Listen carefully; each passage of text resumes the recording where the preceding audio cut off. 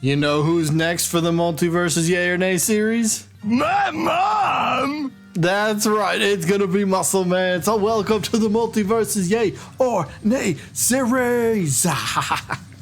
We got Muscle Man getting his own episode today. So we've done Mordecai and Rigby for their own episode for this series. They rank towards the very top of the most requested. So let's take a peek at another character from the series that a lot of people love, and that would be Muscle Man. So if you haven't seen this before, of course, this is all hypothetical. We all vote down in the comments, yay, you want to see this character? And then if you do, type yay in the comments. If you don't, then you would type nay, I don't want to see this character. So pretty simple concept. We'll go over some moves, alternate costumes, some taunts, all things that could be possibilities for Muscle Man in Multiversus. So we also got the updated Yay or Nay stat. So let's get to it, shall we?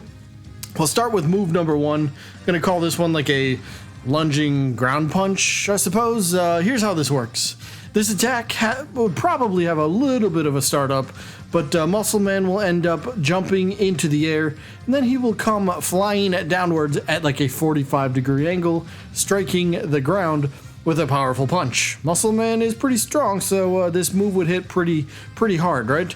So this is from the episode where he's sleep fighting everybody, so I thought it'd be kind of cool, but nice little reference. If anyone's played Smash Ultimate, Terry Bogard specifically, Terry's down special where he jumps up and then comes flying downward at a 45-degree angle. It's like that exact same type of attack here, but hey, Muscle Man can do it, so why not put that into his moveset?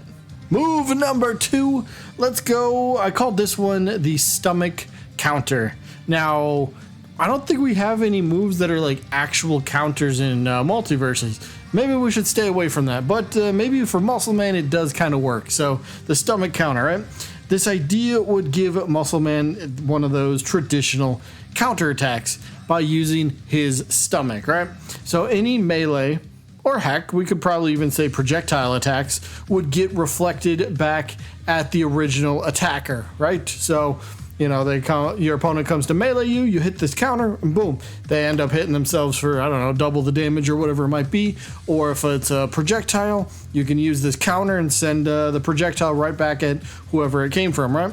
So I'm going to use Smash Ultimate again here. If anyone played King K. Rool specifically, with his counter, I imagine that this move would work that exact same way, reflect it and all that sort of stuff. So I don't know. I feel like this could work, but maybe Multiversus doesn't need one of those traditional counter type moves, or maybe we just don't need too many, because eventually in Smash, quite a bit of characters had counters, and it kind of took away the specialty and the novelty of the attack. So, maybe if Muscle Man has it, and then like nobody really else ever in the future has counters, then I guess it's it's kind of a special move for just him. But I don't know, it's just an idea that I thought could work pretty well.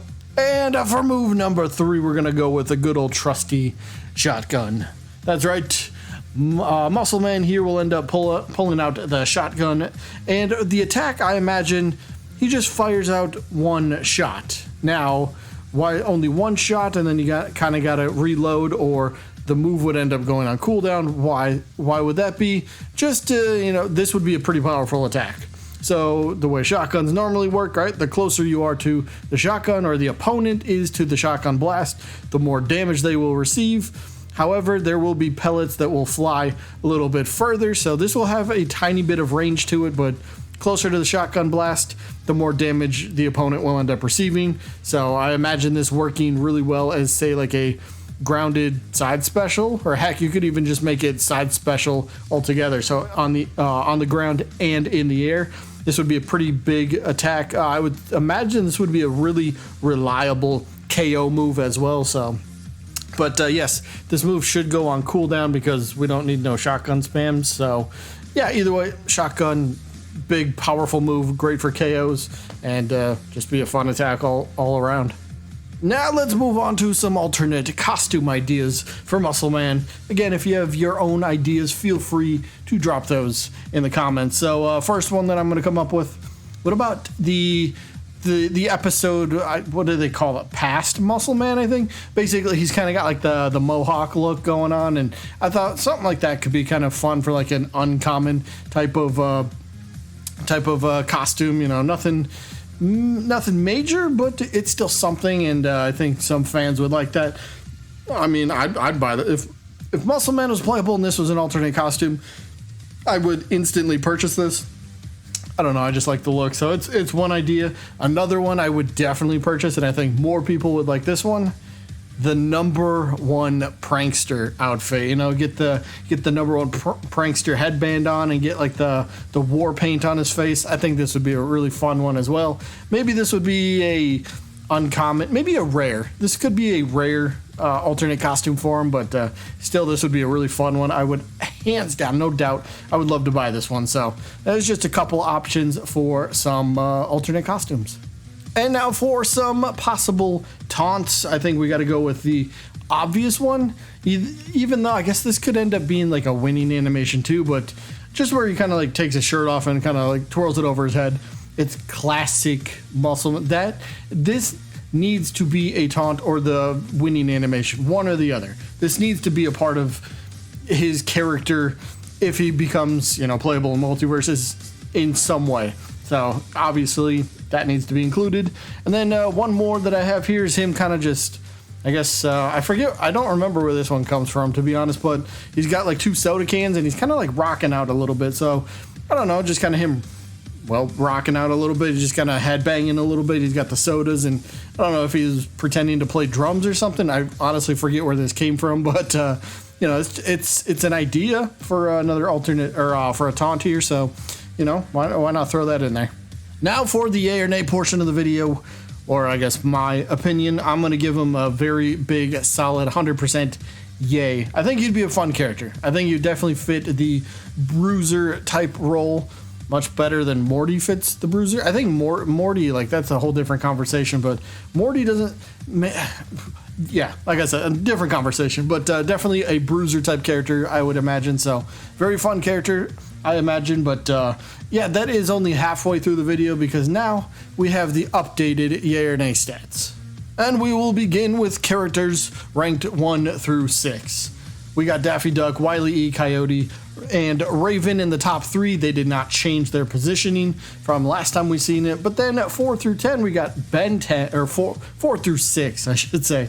We got Ben 10, Mordecai, and Samurai Jack. One character that was in the top 6 last time was Yosemite Sam. Had a kind of a big falling. We'll see him here coming up in a little bit, but he fell pretty big. I think the only notable thing here, Daffy Duck got his 2nd ever nay. And I think somebody did that on purpose, but I can't stop him. But yeah, Daffy Duck had 2 nays now, so he's now under 99%. Kind of weird to see, but it is. But either way, there's your top 6. Now 7 through 12, we got Fred Flintstone, the Animaniacs, the Mask, Grimm moving up a little bit. Godzilla, I think, was the biggest mover of the week. And we have one of our first of 3 debuting characters with the Ice King from Adventure Time. So we'll just go over his stats real quick.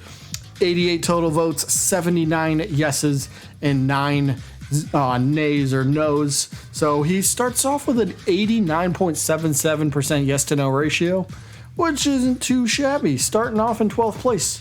Not too bad considering all the characters that are about to be behind him. Ice King debuted in a pretty good spot.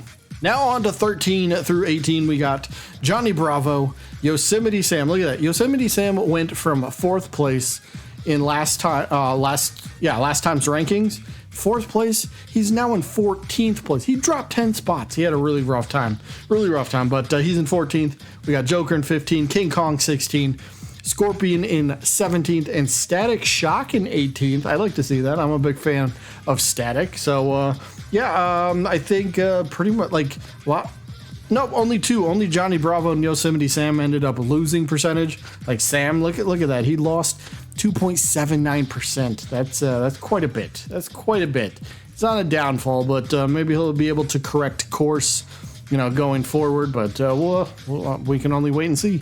Now for 19 through 24, we got Emmett from the Lego Movie, Popeye from, Popeye the Sailor Man, not the restaurant, not the chicken place, Scooby-Doo 21st, OKKO 22nd, Maxwell from Scribblenauts in 23rd, and the Ed Trio in 24th. So I guess the big thing here would be Maxwell. I guess he was a really big dropper. He lost 2.57%. So yeah, that's kind of that's not good. I think a lot of them had negatives, right?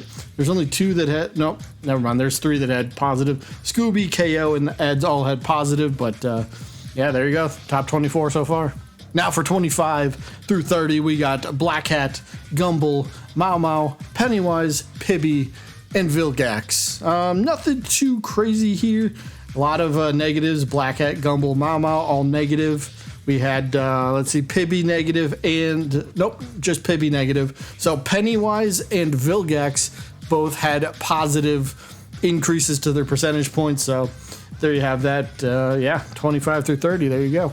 And 31 through 36, we got Mojo Jojo, who ended up falling a little bit placement-wise and percentage-wise. Then Yogi Bear in 32nd. And our second of 3 debuting characters, Harry Potter, 63 total votes, 44 yeses and 19 nos. Harry Potter starts off with a 69.84%. I don't know. I thought this was going to be higher. Honestly, I thought his percentage was going to be higher, but then again, maybe he's only had the 1 week of of voting. So we'll see next time if this increases quite a bit, or maybe it stays the same. I'm not sure, but Harry starts off debuts in 33rd out of 39 characters that we have so far. But yeah, then we got Sonic at 34th, Beavis and Butthead 35th, and Walter White in 36th. And the final 3 characters of the series so far, Jotaro 37th, Spinel 38th, and Ruby Rose, our third of 3 characters. She debuts in dead last. I mean, she's not too far behind percentage-wise, technically. So there's her stats. 86 total votes, 52 yays, 34 nays, and she has a 60.46 percentage, yes to no ratio. But compare Ruby Rose to Jotaro, right? Both anime characters, right? They both have 86 votes. Jotaro's been around a lot longer, but 86 total votes, 53 for him, 52 for Ruby, 33 nays to 34. So they're very, very similar, which is kind of crazy. But there you go. There's your top 39 characters that we have so far. We will be back again in a few weeks with the updated stats once again. But that is it for this one. Hope you enjoyed. And I guess I'll see you when I'm looking at you.